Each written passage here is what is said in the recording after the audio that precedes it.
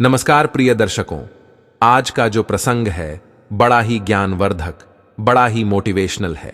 प्रिय दर्शकों, आज की वीडियो में आप जानेंगे कि एक मोर ने बताया कि इस संसार में स्त्री सबसे बड़ा धोखा किस समय देती है और किन किन स्थानों पर देती है।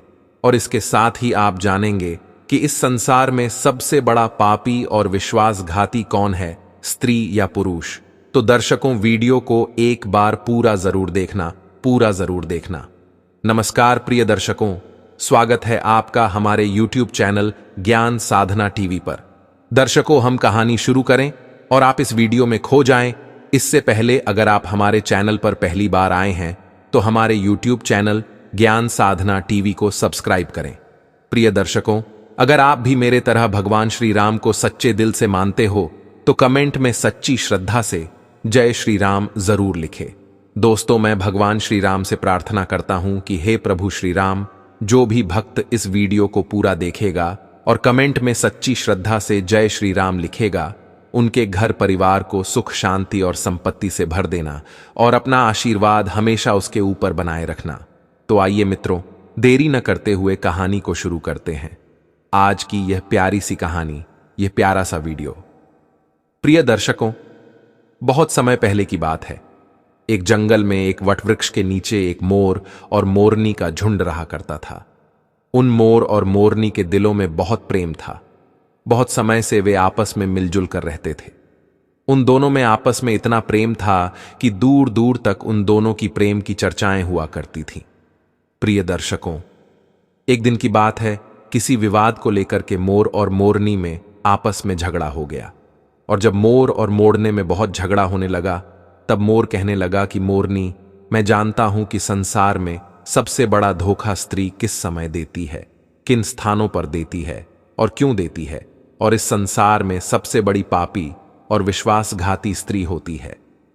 इस तरह की बात सुनकर वे मोरनी कहने लगी, क्या मतलब है, तुम ये कैसे कह सकते हो कि संसार में सबसे बड़ी पापी और विश्वासघाती स्त्री होती है और वह किस समय पर धोखा देती है? यह सरासर झूठ है।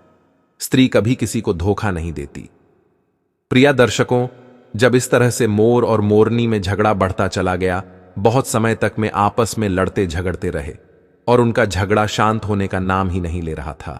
उसी समय पर उस वट वृक्ष पर एक हंस आ जाता है और वह हंस उन मोर और मोरनी से कहता है कि मैं काफी समय से देख रहा हूं कि तुम दोनों आपस में एक बात को लेकर के झगड़ रहे हो।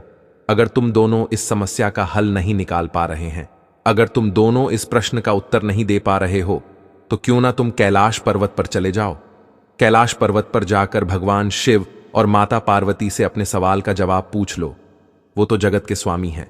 वह तुम्हें बता देंगे कि आखिरकार इस संसार में स्त्री सबसे बड़ा धोखा किस समय देती है और किन किन स्थानों पर देती है, और इस संसार में सबसे बड़ा पापी और विश्वासघाती कौन है। वह मोर और उसकी पत्नी मोर नहीं। जब हंस के इन बातों को सुनती है तो उन्हें यह बात पसंद आ जाती है। वो हंस की बात को मानकर कि कैलाश पर्वत की ओर उड़ते हुए चले जा रहे थे और चलते चलते ही वह कैलाश पर्वत पर पहुंच जाते हैं और भगवान शिव के चरणों में लौट जाते हैं। भगवान शिव को प्रणाम करते हैं, कहते हैं कि हे भगवान, आप तो जगत के स्वामी हो, आपने पूरा संसार बनाया है, आप हमारे एक प्रश्न का उत्तर दे दीजिए। तब मोरनी कहने लगती है कि हे प्रभु, यह मोर कह रहा है, इस संसार में सबसे बड़ा धोखा स्त्री देती है और किस समय पर देती है, किन स्थानों पर देती है, यह इसे मालूम है। इसके कहने का मतलब है कि संसार में सबसे बड़ी पापी और सबसे बड़ी विश्वासघाती स्त्री होती है। प्रिय दर्शकों को इस तरह से वे मोरनी भगवान शिव से कहने लगती हैं।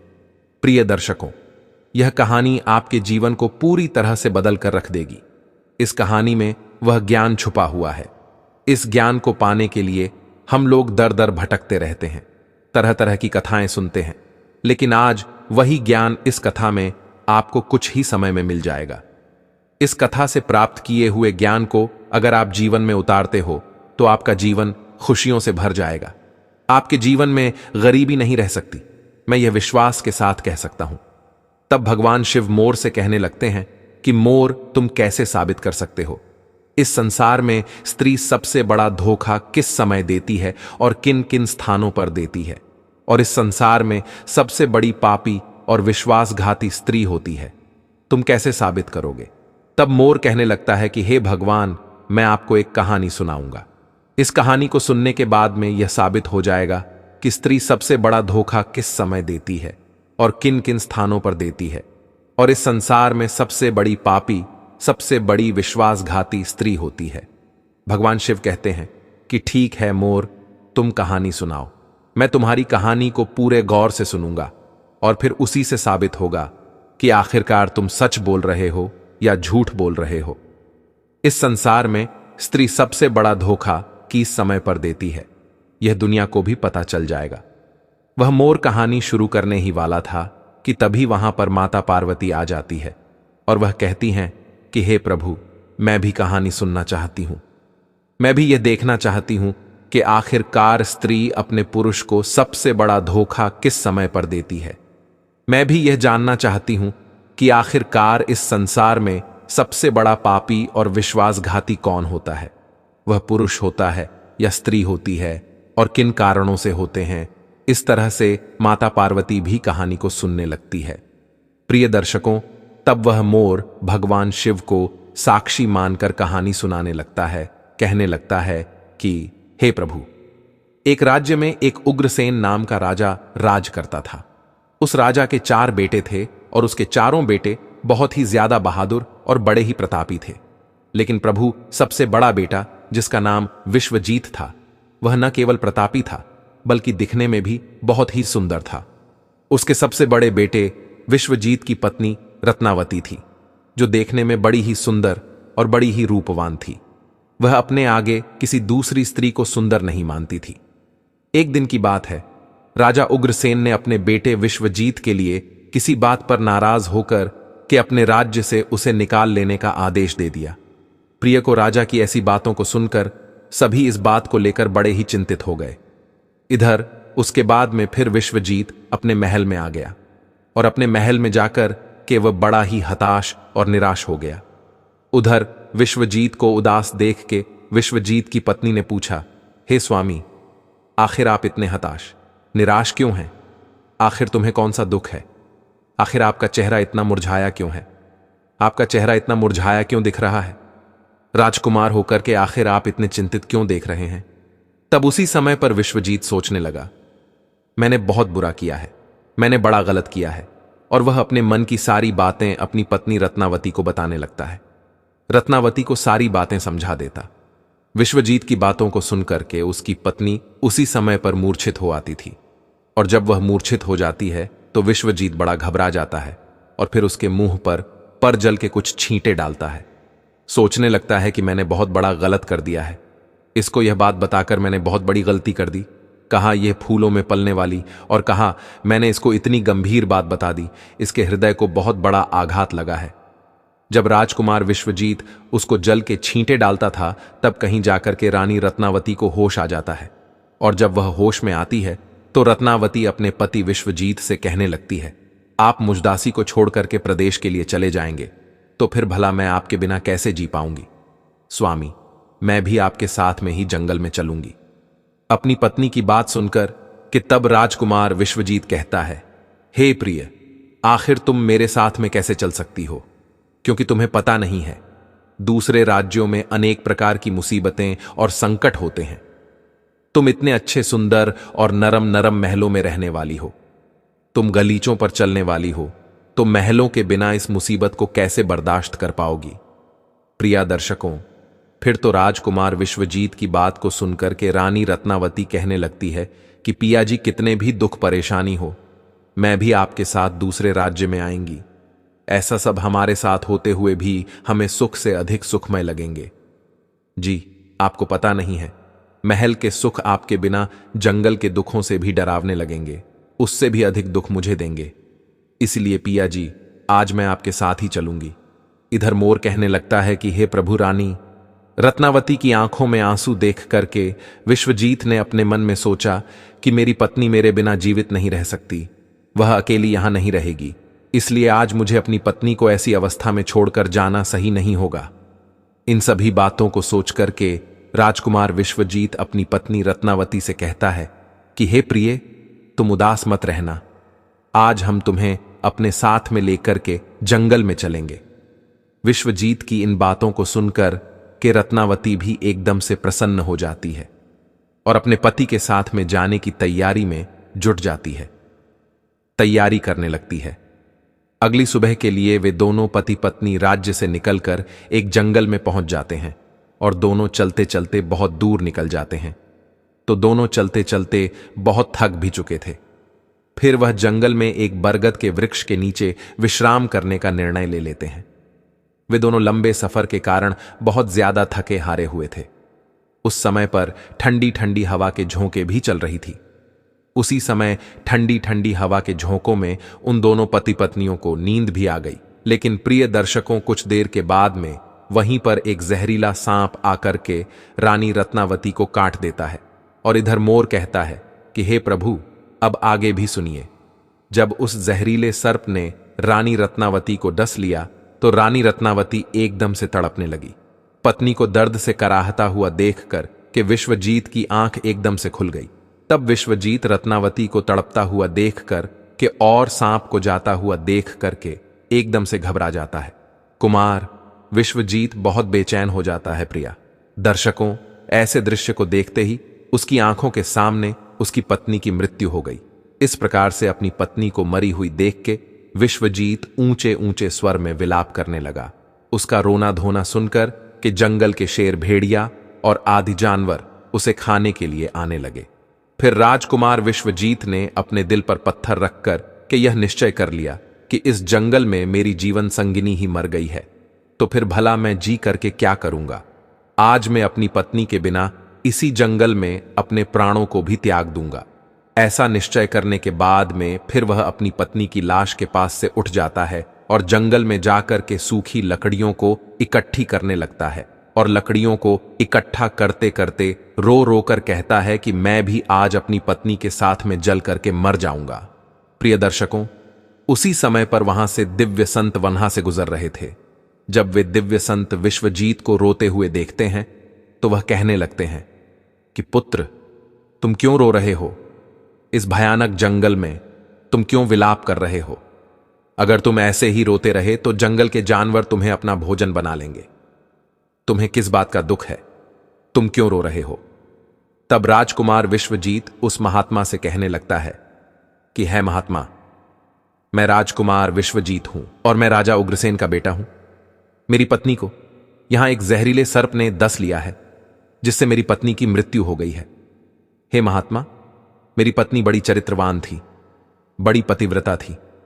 वह मुझे बहुत प्रेम करती थी और मेरे साथ आने के कारण उसकी मृत्यु हो गई है। हे महात्मा, ऐसी पत्नी मुझे दोबारा नहीं मिल सकती। ऐसी चरित्रवान स्त्री मुझे दोबारा इस संसार में कभी नहीं मिल सकती। इसलिए हे महात्मा, मैं भी अपनी पत्नी के साथ में मैं भी अपने प्राण त्याग दूंगा। मैं भी उसके साथ में अपनी जान दे दूंगा। महात्मा, मेरे पिता ने मुझे अपने राज्य से निकाल दिया है और इसलिए मेरी पत्नी इस जंगल में मेरे साथ आई थी और उस जगह पर आते आते उसे सर्प ने डस लिया। इसकी वजह भी मैं हूं। अगर वह मेरे साथ ना आती तो शायद आज वह जीवित होती। प्रिय दर्शकों, में महात्मा कहने लगते हैं कि राजकुमार, तू बहुत ही बड़ा मूर्ख है और अज्ञानी भी है। यह संसार है, यहां तो इंसानों का आना जाना लगा ही रहता है। इस संसार में जितने भी मनुष्य आए हैं उन सभी मनुष्य के लिए शरीर को त्यागना ही होता है। इस बात को तू भी जानता है। इस संसार में जो भी आता है वह अकेला आता है, कोई भी किसी के साथ में नहीं आता और न ही कुछ लेकर जाता है और ना ही कोई किसी के साथ जाता है। फिर भी तुम आज मूर्खों की तरह मेरे सामने खड़े होकर के बातें कर रहे हो। महात्मा कहने लगते हैं कि हे राजकुमार, अगर तुम जीवित रहोगे तो तुम इस तरह की कई रानियों को अपने पास प्राप्त कर सकते हो। इस तरह की कई रानियां तुम्हें फिर से मिल सकती हैं। आज तुम मेरी बात मान लो और अपने प्राण त्याग हो। तब राजकुमार कहने लगता है कि नहीं महात्मा, मैं अपने प्राण जरूर दिया दूंगा। ऐसी रानी मुझे इस संसार में नहीं मिल सकती है। मेरी रानी बहुत ही चरित्रवान और बहुत ही पतिव्रता थी। तब महात्मा कहने लगते हैं कि हे राजकुमार, आज तुम मेरे कहने पर मरने का विचार त्याग तो तुम्हें मालूम नहीं है। इस मानव शरीर को पाने के लिए देवता भी दिन रात बहुत ज्यादा इच्छुक होते हैं। तो फिर आप जानबूझकर इस शरीर को नष्ट क्यों करना चाहते हो? प्रिय दर्शकों, इस प्रकार से उस महात्मा के शब्दों को सुनकर के राजकुमार कहने लगता है कि महात्मा, आपने जो कुछ भी कहा है वह सत्य है, लेकिन इतनी बड़ी पतिव्रता पत्नी मुझे किसी भी जन्म में नहीं मिलेगी। इसलिए आज अपनी पत्नी के साथ में ही चलकर मैं मरना चाहता हूं प्रिय दर्शकों। फिर उसके बाद में उस महात्मा ने विश्वजीत के विचार को सुन के पूरी तरीके से जान लिया कि यह जीवित नहीं बचेगा, यह राजकुमार अपनी पत्नी के बिना नहीं रह सकता। तब महात्मा विश्वजीत से कहने लगे, हे राजकुमार, तेरी पत्नी को जीवित करने का केवल एक ही उपाय है। अब तू मेरी बात को बड़े ध्यान से सुन। यदि तू उपाय को कर सकता है तो तेरी पत्नी भी पहले की तरह ही जीवित हो सकती है। तब विश्वजीत महात्मा की बात को सुनकर के जवाब देने लगता है। कहता है, महात्मा, अब जो कुछ भी कहेंगे वह सब कुछ करने के लिए मैं तैयार हूं। कृपया करके मेरी स्त्री को तुम जीवित कर दो। तब महात्मा ने जवाब दिया कि राजकुमार, तुम्हारी रानी की जो आयु थी वह केवल 20 वर्ष की थी, जो कि इसने इतने लंबे सफर में उसे बिता दिया। इसके बदले तेरी जो उम्र है वह 70 वर्ष की है। इसमें अभी तेरी आयु भी 30 वर्ष बीत चुकी है। तेरे जीवन में भी अभी 40 वर्ष बाकी है, यानी कि तुझे 40 साल और जीने का अवसर है। यदि तू अपनी पत्नी को आधी उम्र समर्पण कर देता है तो तुम दोनों की उम्र जो है वह एक समान हो जाएगी। यदि तुम इस बात को मान लो, इस बात पर तैयार हो जाओ, तो तुम्हारी पत्नी जल्द ही जीवित हो जाएगी। प्रिय दर्शकों, इस तरीके से उस महात्मा की बात को सुनकर के राजकुमार विश्वजीत कहने लगता है कि तुम्हारी बातों को मैं मानने के लिए तैयार हूं। फिर उसके बाद में महात्मा विश्वजीत के हाथ में जल देता है और उस जल को रानी के पैरों में डालने के लिए कहता है और कहता है कि तुम संकल्प लो कि मैं अपनी 20 वर्ष आयु में रानी को दान करता हूं। अब वह मोर कहता है कि हे प्रभु, जैसे ही राजकुमार विश्वजीत ने यह संकल्प लिया कि वह अपनी 20 वर्ष आयु अपनी पत्नी रत्नावती को दान कर रहा है, उसी वक्त दिव्य संत कहने लगते हैं कि हे राजकुमार, पहले मेरी एक बात को बड़े ध्यान के साथ में समझ लो। इसमें तुम्हें गुप्त रहस्य ही मिलेगा, जिसे समझना तुम्हें बहुत जानना बहुत जरूरी है। अभी तो तुझे अपनी पत्नी की आवश्यकता है। तुम जल को डालकर उसे बचा सकते हो, लेकिन भविष्य में यदि तुम्हें अपनी पत्नी की आवश्यकता नहीं पड़ती है तो अभी कुछ नहीं बिगड़ा है। तुम अपने संकल्प को वापस ले सकते हो, और जब तुम उस संकल्प को वापस ले लेते हो तो उसी क्षण से तुम्हारी पत्नी की मौत हो जाएगी। उसी क्षण इसकी मृत्यु निश्चित है। परंतु राजकुमार, एक बात को तुम हमेशा याद रखना, इस संकल्प को वापस लेने की बात अपनी रानी से कभी मत कहना, नहीं तो तुम अपने संकल्प को वापस नहीं ले सकोगे। वे महात्मा कहते हैं कि हमेशा याद रखना, मनुष्य को जीवन में कुछ बातें छुपा के रखनी चाहिए, क्योंकि कभी कभी यह बातें कुछ काम आ सकती हैं। प्रिय दर्शकों, फिर तो ऐसा कहकर राजकुमार विश्वजीत ने अपनी पत्नी को 20 वर्ष आयु दान दे दी। राजकुमारी रत्नावती वहां पर उठकर बैठ खड़ी हो गई। उधर वह महात्मा वहां से अदृश्य हो गए। उसी क्षण राजकुमार विश्वजीत अपनी पत्नी से कहता है कि हे प्रिय, आप तो सो गई थी, मैंने आपको नहीं जगाया। फिर उसके बाद विश्वजीत अपनी पत्नी से कहने लगा, तुम बहुत ज्यादा थकी हारी हुई थी, इसलिए मैंने तुम्हें नहीं जगाया। इधर मोर कहने लगता है कि हे प्रभु, इस प्रकार से राजकुमार विश्वजीत ने अपनी पत्नी से ये सारी बातें छुपा ली कि सांप तुम्हें काट लिया था और तुम मर गई थी।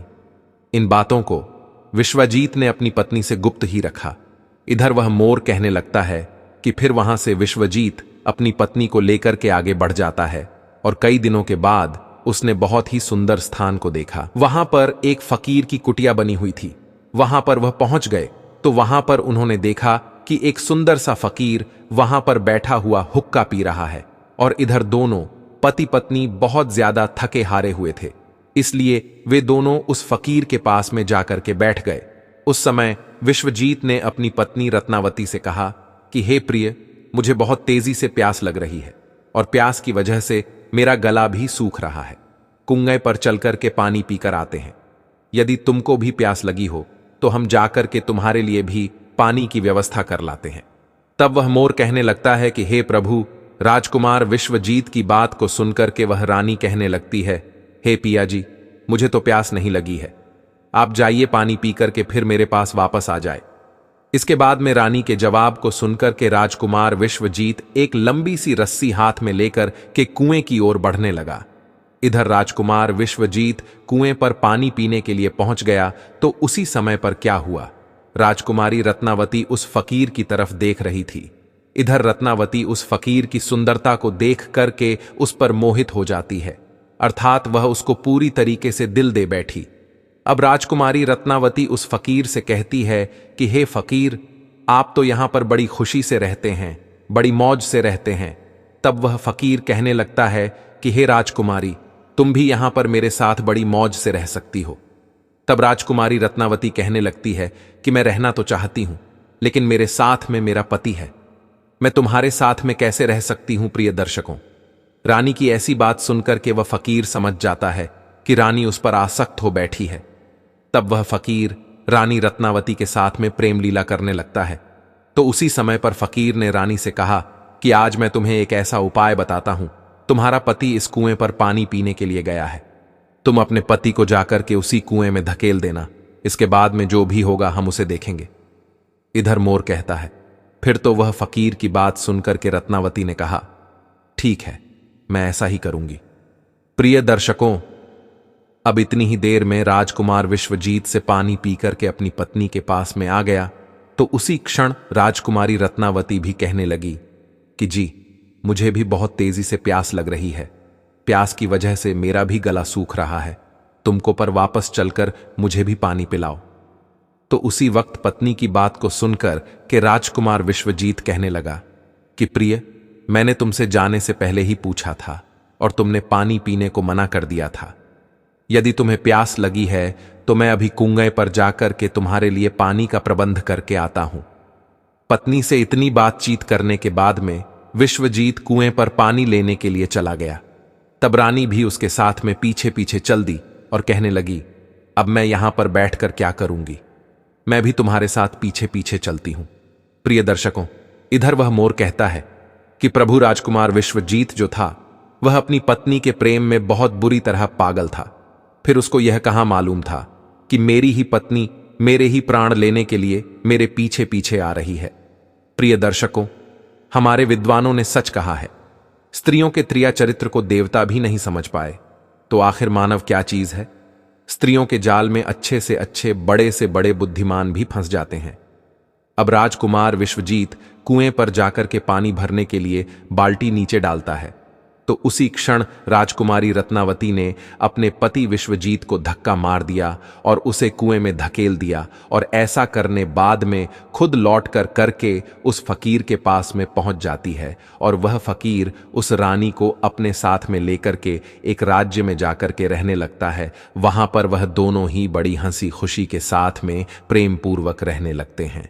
उस फकीर ने उस रानी रत्नावती को बहुत ही अच्छा सा नृत्य करना सिखा दिया। अब तो वो रानी जो थी बहुत ही बड़ी नृत्यांगना बन गई है, नगर में नाचने के मामले में सबसे ज्यादा प्रसिद्ध हो गई। इस तरीके से रानी के नृत्य रूप के कारण उस फकीर के पास में लाखों करोड़ों रुपए बन गए हैं। आप तो रानी जो थी उस फकीर के पास में बड़ी ऐशो आराम से मस्ती के साथ में रहने लगी।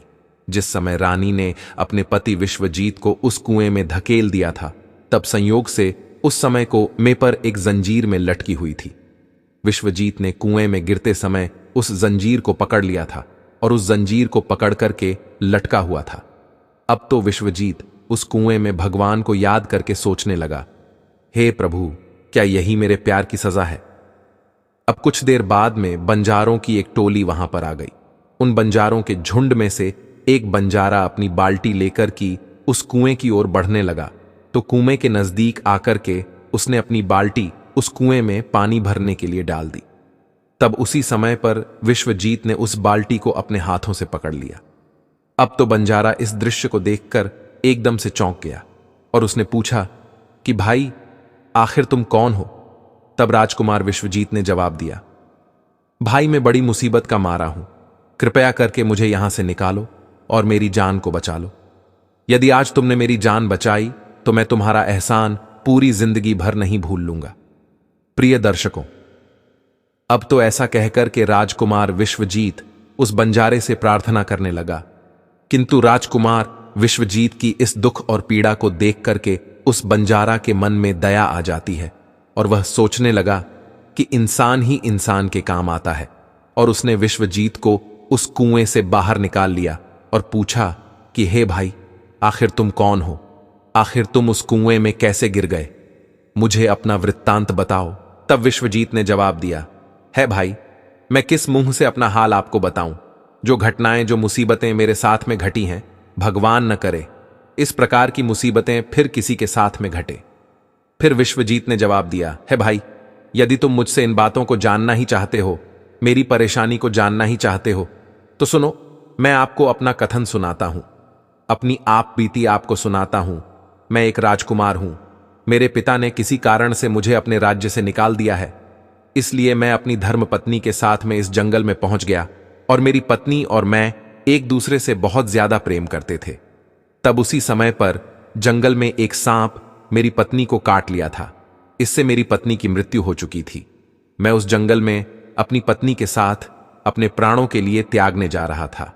तब एक महात्मा ने मुझ पर दया की और मेरी 40 वर्ष की आयु में से 20 वर्ष मेरी पत्नी को दान दे करके उसे जीवित कर दिया। फिर हम वहां से आगे के लिए बढ़ गए। अब कुछ दिनों के बाद में हम एक स्थान पर पहुंच गए जहां पर एक फकीर की झोपड़ी थी। वहां पर मुझे बहुत तेज प्यास लगी। मैं पानी पीने के लिए कुएं पर चला गया। जब मैं वापस आया तो मेरी पत्नी ने कहा कि उसे भी प्यास लगी है और मुझे भी साथ लेकर के कुएं पर पानी पिलाओ। और इसी तरीके से तय करके मेरी पत्नी मेरे साथ साथ उस कुएं पर पहुंची। मैं उस कुएं से पानी निकाल रहा था तो मेरी पत्नी ने मुझे पीछे से धक्का दे दिया। कुएं में लटकती हुई जंजीर मेरे हाथों में आ गई, जिससे मैं कुएं में डूबने से बच गया। और फिर जब आप आ गए तो मैंने आपको आवाज दी, जिसके बाद आपने मुझे कुएं से निकाल लिया और मेरे प्राणों की रक्षा की। प्रिय दर्शकों, मोर कहने लगता है कि हे प्रभु, इस प्रकार से राजकुमार विश्वजीत ने बड़े उदास मन से अपनी आप बीती उस बंजारे को सुना दिया। और फिर अपना कथन सुनाने के बाद में राजकुमार विश्वजीत एकदम से चुप हो गया। उधर उस बंजारे ने राजकुमार विश्वजीत को उन बातों को सुनाया और अपनी रानी की करतूतों को सुनाकर कि बड़ा ही निराश हुआ और कहने लगा, राजकुमार, किसी ने सच कहा है, स्त्रियों के त्रिया चरित्र को भगवान भी नहीं समझ पाए, तो आखिर मनुष्य यह कैसे समझ सकता है? स्त्रियों का चक्रव्यूह भी कुछ ऐसा ही होता है जिसमें फंसकर करके मनुष्य कुछ भी नहीं कर पाता है, वह बर्बाद हो जाता है। ऐसा कहने के बाद में उस बंजारे ने विश्वजीत के सिर पर हाथ घुमाया और कहने लगा, हे भाई, तुम चिंता मत करो, भगवान बड़े ही दयालु होते हैं, वे तुम्हारी सहायता जरूर ही करेंगे। उस बंजारे ने कहा कि मित्र, अगर तुम चाहो तो हमारे झुंड में हमारे साथ रह सकते हो। तब बंजारे की बात को सुनकर के विश्वजीत उस बंजारे के साथ में ही रहने के लिए सहमत हो गया। फिर उन बंजारों की सहायता से वह राजकुमार जो था उसी राज्य में जा पहुंचा जहां पर उसकी पत्नी रत्नावती और वह फकीर रह रहा था। उस राज्य को देख के विश्वजीत बंजारे से कहने लगा, हे भाई, मेरी इच्छा है कि मैं कुछ दिन इस राज्य में रहना चाहता हूं। तब बंजारे ने जवाब दिया, मित्र, तुम जैसा चाहते हो वैसे ही रह सकते हो, मुझे कोई परेशानी नहीं है। फिर उसके बाद में राजकुमार विश्वजीत भूखा था। उस बंजारे से आज्ञा लेकर के राज्य में घूमने के लिए आया और काम की तलाश करने लगा। कुछ दिनों बाद राजकुमार की मेहनत और परिश्रम को देखकर के उस राज्य के बड़े व्यापारी ने अपने यहां पर उसे नौकरी पर रख लिया। इस तरीके से राजकुमार विश्वजीत उस व्यापारी के यहां पर काम करना शुरू कर दिया और बड़ी मेहनत और लगन के साथ में अपने कर्तव्यों का निर्वहन करना शुरू कर दिया। राजकुमार की मेहनत को देखकर कि उस व्यापारी ने राजकुमार विश्वजीत को बड़ा ही सम्मान दिया और धीरे धीरे करके उस राजकुमार को अपने यहां काम का एक मुनीम बना लिया। अब वह मोर कहता है कि हे प्रभु, अब इस प्रकार से राजकुमार विश्वजीत के दिन बड़े हंसी खुशी के साथ में कटने लगे। अब एक दिन उसी नगर के राजा के यहां पर राजकुमार विश्वजीत की जो पत्नी थी, वह नृत्य कला का वहां पर प्रदर्शन करने के लिए प्रस्तुत हो रही थी। प्रिय दर्शक को, जब राजा के यहां पर राजकुमारी रत्नावती का नृत्य होने वाला था, तब राजा ने उस शहर के सभी बड़े से बड़े व्यापारी अपने यहां पर नृत्य देखने के लिए निमंत्रण दिया था। प्रिय दर्शकों, राजकुमार रत्नावती के नृत्य की प्रशंसा उस पूरे नगर में हो रही थी। पूरे राज्य में वह सबसे बड़ी नर्तकी और सबसे प्रसिद्ध भी बन चुकी थी। तब सेठ राजकुमार विश्वजीत से कहता है कि मैं राजा के यहां पर नृत्य देखने के लिए जा रहा हूं, अगर तुम भी दरबार में चलना चाहते हो तो चल सकते हो। तब राजकुमार विश्वजीत कहता है कि क्यों नहीं, मैं भी इसी बहाने से नृत्य देख लूंगा। अगर मुझे भी तो पता चले कि इतनी खूबसूरत नृत्य का कौन है, इसकी पूरे राज्य में चर्चा हो रही है। इस प्रकार से राजकुमार विश्वजीत अपने सेठ के साथ में राजा के दरबार में पहुंच गया। तब रानी ने एक अप्सरा के समान दरबार में अपना नृत्य प्रदर्शन किया और बड़े ही आनंद भरे स्वर में कई गानों को उसने प्रस्तुत किया। अब तो उसके गाने को सुनकर कि वहां पर जितने भी लोग थे वह बड़े ही आश्चर्य में आ गए, और सभी सेठ और विद्वान लोगों ने भी राजा के दरबार में सभी समाज के लोगों ने उसके नृत्य की बड़ी ही प्रशंसा की। तब उसी क्षण राजकुमार विश्वजीत ने भी अपने हाथ से एक अंगूठी उतारी। इसमें एक हीरा जड़ा हुआ था। उसने उस अंगूठी को उतारकर के रानी रत्नावती को भेंट कर दी। उसके बाद में राजकुमारी रत्नावती ने उस अंगूठी को पहचान लिया और मन ही मन में विचार करने लगे, यह तो बहुत बड़ी आश्चर्य वाली बात है। आखिर मेरा पति तो जिंदा है और वह यहां पर पहुंच गया है। यदि उसने मुझे आज पहचान लिया तो वह मुझे जीवित नहीं छोड़ेगा। इसलिए मुझे कुछ ऐसा त्रिया चरित्र रचना चाहिए जिससे मेरे पति को मारा जा सके। अब तो राजकुमारी रत्नावती ने अपने मन में विचार किया, अब मैं यहां के राजा के लिए एक ऐसा सुरीला गाना और बड़ा ही अच्छा नृत्य दिखाऊंगी जिससे राजा प्रसन्न होकर के मुझे कुछ मांगने के लिए बोलेगा। तब मैं राजा से आदेश दिलवाकर उसे मरवा दूंगी। बाद में राजकुमारी ने एक बहुत ही सुरीला गाना और बड़ा ही मधुर नृत्य दिखाया। प्रिय दर्शकों, रानी की इस बसंत बहार को सुनकर कि वह बड़ा ही प्रसन्न हुआ। अब तो रत्नावती से राजा कहने लगा, हे नृत्यांगना, मैं तुम्हारे इस नृत्य को देख के बड़ा ही प्रसन्न हूं। आखिर तुम मुझसे क्या मांगना चाहती हो? तब राजकुमारी रत्नावती ने जवाब दिया कि राजा साहब, यदि आप मुझसे प्रसन्न हो तो सबसे पहले मुझे एक वचन दीजिए, जो मैं आपसे मांगूंगी आप मुझे वहीं देंगे। रत्नावती ने जवाब दिया, इस सभा में मेरा एक शत्रु है, कृपया करके महाराज मेरे मांगने पर उसको फांसी की सजा दे दीजिए। तब राजा ने कहा, तो उस चोर को बुलाकर के मेरे सामने लाओ। तब उस रानी ने राजकुमार विश्वजीत का हाथ पकड़ा और उसे बुलाकर के राजा के सामने लिए पहुंची। उसी क्षण राजा ने अपने सैनिकों को आदेश दिया कि तुरंत ही इस चोर को जल्लादों के सामने ले जाओ, रानी के इस चोर को फांसी पर चढ़ा दो। प्रिय दर्शकों, इसी बीच में विश्वजीत का जो सेठ था वह भी वहां पर पहुंच गया।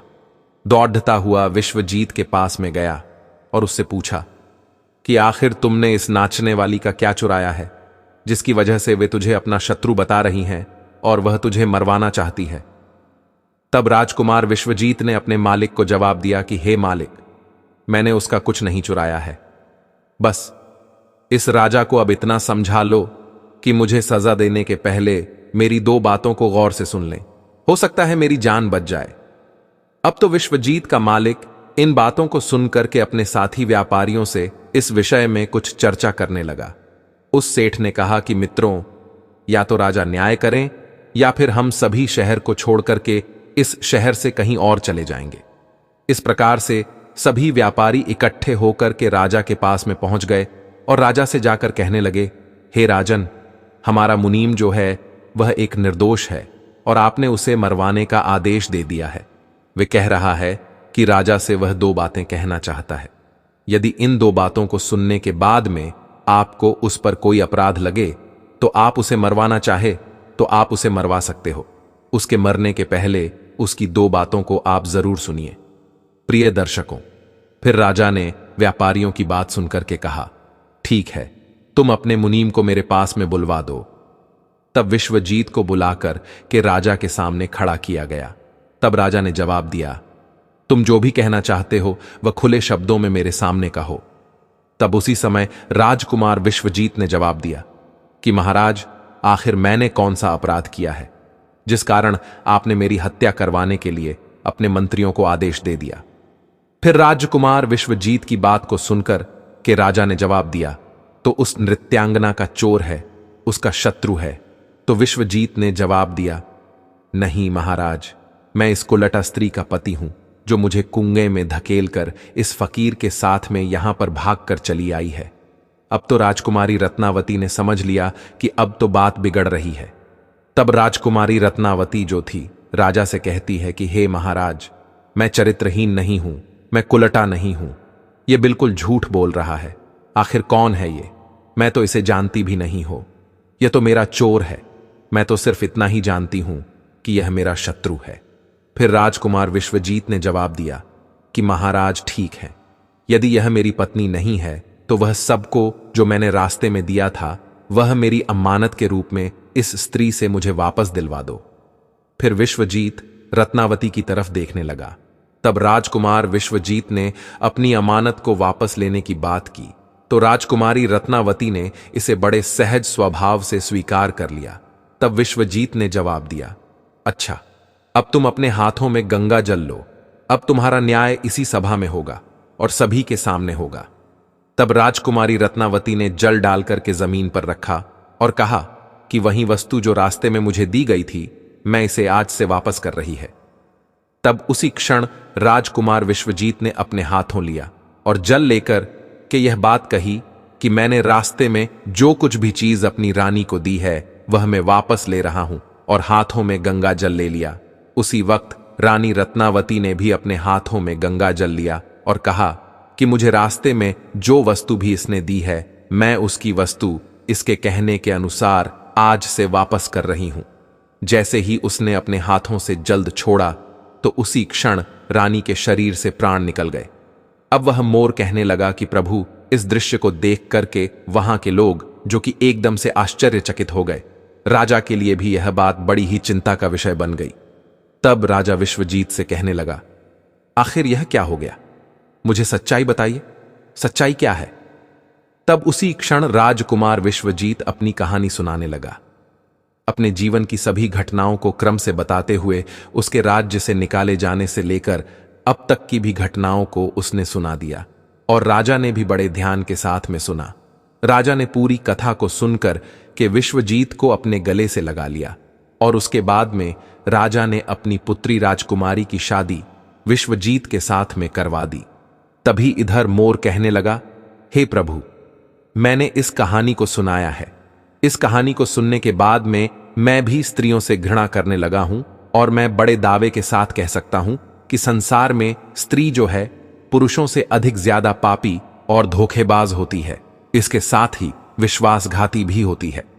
प्रिय दर्शक को उस समय उस मोढ़ ने यह कहानी माता पार्वती और भगवान शिव को सुनाई और यह बताया कि स्त्री ही होती है पुरुष की तुलना में सबसे ज्यादा विश्वासघाती और पापी होती है। इस कहानी को सुनने के बाद में भगवान शिव और माता पार्वती एकदम से हैरान रह गए। तब माता पार्वती कहने लगी कि मुझे लगता है यह मोर सच कह रहा है। स्त्री तो किसी में से ही एक दो ही सच्ची और ईमानदार और चरित्रवान निकलती है, परंतु इसके अलावा पुरुषों में भी कुछ ऐसे प्राणी हैं जो पापी और विश्वासघाती हो सकते हैं। भगवान शिव ने पूछा कि मोरनी, तुम इस बात को कैसे सिद्ध होगी कि पुरुष भी सबसे बड़ा पापी और विश्वासघाती होता है, और वह किस समय पर धोखा देता है? भगवान शिव की बात को सुनकर के मोड़ ने कहने लगे, प्रभु, मैं भी अब आपको एक छोटी सी कहानी सुनाती हूं, जिससे साफ साफ मालूम होगा कि स्त्री की तुलना में पुरुष सबसे ज्यादा पापी और दुराचारी होते हैं और धोखेबाज भी होते हैं, और वह किस समय पर धोखा देते हैं यदि आपको पता चलेगा। फिर उस मोरनी ने भगवान शिव और माता पार्वती के सामने ही कहानी कहना प्रारंभ किया। मोरनी कहने लगी, हे प्रभु, एक नगर में एक सेठ रहा करता था। उस सेठ का एक लड़का था, और वह लड़का रात दिन जो जुएबाजी और सट्टा खेलता था। सेठ के खूब समझाने के बावजूद भी वह लड़का नहीं समझता था। अंततः सेठ उसको समझा समझा कर मृत्यु को प्राप्त हो गया, लेकिन वो लड़का नहीं समझा।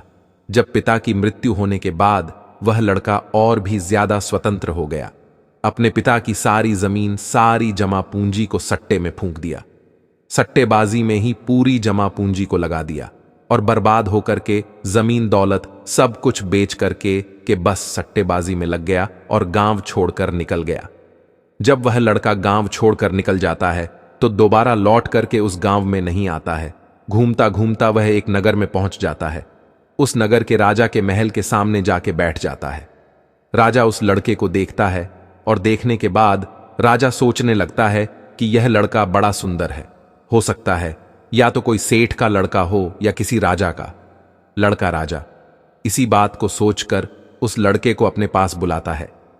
सैनिक उस लड़के को राजा के पास लेकर के जाते हैं। राजा उस लड़के से पूछता है, भाई तुम कहां से आए हो?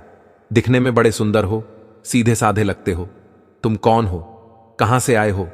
तुमको क्या परेशानी है? लड़का राजा को जवाब देता है। वह राजा से कहता है, राजा साहब, मैं एक बहुत बड़ा व्यापारी हूं। रास्ते में कुछ गुंडों ने, कुछ लुटेरों ने मिलकर के मेरा सामान लूट लिया है और मैं यहां पहुंच गया हूं। प्रिय दर्शकों, उस लड़के की इतनी बात सुनकर राजा उस लड़के पर विश्वास कर लेता है। लड़का राजा से कहता है कि राजा साहब, मेरा सारा सामान लुटेरों ने लूट लिया है। मेरे पास कुछ भी नहीं है, खाने को भी मेरे पास कुछ भी नहीं बचा है। सब कुछ लुटेरों ने लूट लिया है। मुझे मेरे गांव जाने के लिए भी पैसे नहीं हैं। राजा उस लड़के की बात पर विश्वास कर लेता है। लड़का कहता है, यदि राजा साहब आप मेरी थोड़ी सी सहायता कर दें तो मैं अपने गांव तक जा सकता हूं और आपका बहुत ही भला होगा। आपकी बड़ी कृपा होगी। प्रिय दर्शकों, राजा लड़के के झांसे में आ जाता है। राजा सोचने लगता है कि लड़का व्यापारी है और बड़ा सुंदर भी है। उस राजा का कोई लड़का नहीं था, सिर्फ एक लड़की थी। वो राजा सोचने लगा कि मेरी मृत्यु के बाद मेरे राज्य को यह लड़का बड़े आराम से संभाल सकता है, क्योंकि लड़का सुंदर भी है और ज्ञानी भी है, बड़ा व्यापारी भी है। यही बात सोचकर वह सोचने लगता है कि क्यों ना मैं अपनी लड़की की शादी इस लड़के से करवा दूं और यह मेरा घर जमाई बन करके रह सकता है और आने वाले समय में यह मेरे राज्य को भी संभाल सकता है। यही सोचकर राजा उस लड़के से कहता है, बेटा, मैं अपनी पुत्री की शादी तुम्हारे साथ कर दूं तो तुम्हें कोई आपत्ति नहीं है। प्रिय दर्शकों, लड़का यह बात को सुनकर मन ही मन में अंदर ही अंदर बड़ा खुश होने लगता है। लड़का राजा से कहता है, राजा साहब, मैं तैयार हूं। यदि आपका हुक्म है, आपका आदेश है, तो मैं कैसे मना कर सकता। प्रिय दर्शकों, राजा अपनी पुत्री की शादी उस लड़के से करा देते हैं। काफी सारा धन दौलत और दास दासियां देकर अपनी पुत्री को उस लड़के के साथ राजा विदा कर देते हैं। प्रिय दर्शकों, जब लड़का राजा की पुत्री को लेकर के जाता है तो रास्ते में उन्हें एक जंगल पड़ता है। उस जंगल में वह लड़का उस राजा की पुत्री से कहता है, देखो, अब तुम मेरी पत्नी हो और पत्नी का यह धर्म होता है कि वह पति की हर बात का पालन करे। लड़का कहता है, यह घना जंगल है और इस जंगल में लुटेरे बहुत ज्यादा होते हैं। इसी जंगल में मेरा भी सारा सामान लुटेरे लूट कर ले गए थे, इसलिए आपके पास जितने भी गहने हैं, जितने भी गहने आपने पहन रखे हैं, वो सारे उतार कर मुझे दे दीजिए, ना लुटेरे यहां से लूट कर ले जा सकते हैं। प्रिय दर्शकों, पत्नी अपने पति पर विश्वास करती है और यह सदा से चला आ रहा है कि पत्नी अपने पति पर विश्वास करती है। वह पत्नी भी अपने पति पर पूर्ण विश्वास करती थी। वह कहती है, ठीक है जी, यदि आप कह रहे हैं तो मैं अपने सारे गहने उतार करके आपको दे देती है। प्रिय दर्शकों को राजा की लड़की अपने सारे गहने उतार कर अपने पति को दे देती है। वह लड़का पत्नी के सारे गहने लेकर अपनी कमर में बांध लेता है। प्रिय दर्शकों, और राजा ने जितना भी धन दौलत दिया था उन सबको वह एक जगह इकट्ठा कर लेता है और रास्ते में आगे जाकर के वह विश्राम करने के लिए रुकते हैं। जब विश्राम करने के लिए रुकते हैं तो लड़का सभी दास दासियों को मार देता है और उस लड़की को पास ही में कुएं था, उस कुएं में धकेल देता है और वहां से सारा सामान लेकर के भाग जाता है। लड़का सोचता है कि सबको मार दिया है, पत्नी को भी कुएं में धकेल दिया है तो पत्नी भी खत्म हो जाएगी और अब मैं इन पैसों से बड़े आराम से अपना जीवन व्यतीत करूंगा। खूब मैं जुएबाजी करूंगा, खूब मैं सट्टा लगाऊंगा। यही सोचकर के लड़का वहां से सारा सामान लेकर के भाग जाता है।